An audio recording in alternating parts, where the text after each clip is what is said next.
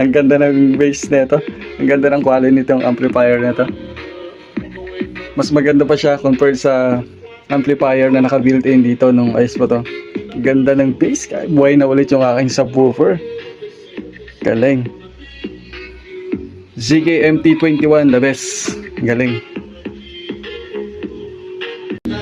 Kung gusto mo pang mapaganda yung sound quality ng iyong mga speaker, itry mo na itong ZK-MT21. Meron na to sa ating yellow basket.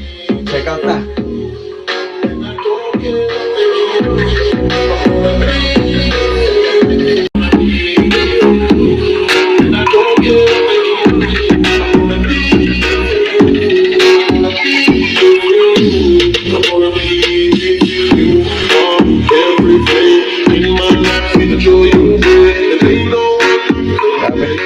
Ang ganda ng bass nito.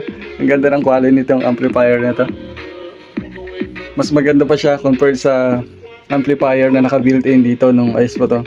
Ganda ng bass. Buhay na ulit yung aking subwoofer. Galing. ZK-MT21, the best. Galing. Kung gusto mo pang mapaganda yung sound quality ng iyong mga speaker, itry mo na itong ZK-MT21. Meron na to sa ating yellow basket. Check out na!